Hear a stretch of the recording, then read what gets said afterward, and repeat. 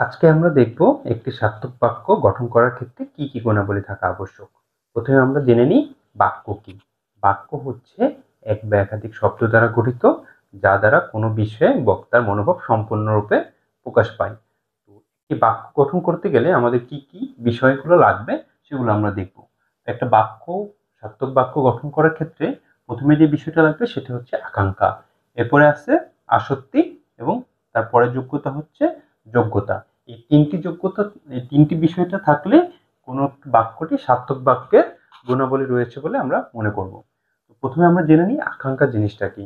আকাঙ্ক্ষা হচ্ছে বাক্যে অর্থ পরিষ্কারভাবে বোঝার জন্য একটি পদের পর আরেকটি পদ শোনার যে ইচ্ছা, সেটাকে বলা হচ্ছে আকাঙ্ক্ষা। যেমন এখানে আমরা একটি বাক্য দিয়েছি, যেমন চন্দ্র পৃথিবীর চারদিকে ঘুরে। এখানে যদি চন্দ্র পৃথিবীর এই অংশটুকু যদি বাদ দিই, তাহলে চন্দ্র পৃথিবীর এই অংশ বাদ দিলে পরিপূর্ণভাবে প্রকাশ পায় না, একটা পরের পদ শোনার একটা আকাঙ্ক্ষা থেকে যায়। বা চন্দ্র পৃথিবীর চারদিকে এই পদটা বাদ দিলেও আমাদের পরের পদটা শোনার আকাঙ্ক্ষা থেকে যায়। এটাই হচ্ছে আকাঙ্ক্ষা। এরপর যদি থাকে হচ্ছে আসক্তি। আসক্তি অর্থ হচ্ছে নৈকট্য, যা দ্বারা বাক্যের অর্থ সঙ্গতিপূর্ণ বাক্য হওয়ার জন্য বাক্যের মধ্যস্থিত যে পদগুলো রয়েছে, এগুলো প্রত্যেকটা হচ্ছে একটা পদ।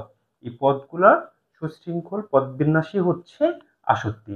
যেমন আমরা প্রথম বাক্যটা লিখছি হচ্ছে জেসমিন সবার জন্য চা বানিয়েছে। এইখানে বাক্যটা একটি সুশৃঙ্খল ভাবে পদবিন্যাস রয়েছে বলে এখানে দ্বারা বক্তার মনোভাব সম্পূর্ণরূপে প্রকাশ পেয়েছে।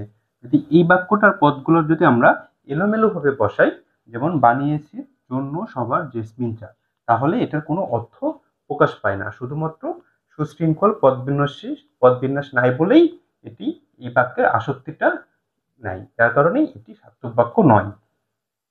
বাক্যের ক্ষেত্রে ৩ নম্বর গুণাবলী যেটা, সেটা হচ্ছে যোগ্যতা। যোগ্যতা অর্থ হচ্ছে কোনো বাক্যের যে পদগুলো রয়েছে, এই পদসমূহের মধ্যে অর্থগত এবং ভাবগত যে মিলবন্ধন রয়েছে, সেটাই হচ্ছে বাক্যের যোগ্যতা। যদি মিল থাকে, অর্থ এবং ভাবগত মিল থাকে, তাহলে সে বাক্যের যোগ্যতা রয়েছে বলে প্রমাণিত হয়। যেমন আমরা একটু উদাহরণ দেখি, গরু মাংস খায়।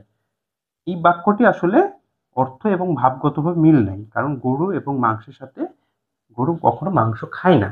তো এটা ক্ষেত্রে আমাদের কি হবে, এটি যোগ্যতা সম্পূর্ণ বাক্য নয়। তাহলে গরু ঘাস খায়, যদি বলি যে গরু ঘাস খায়, তাহলে এটি হবে যোগ্যতা সম্পূর্ণ বাক্য।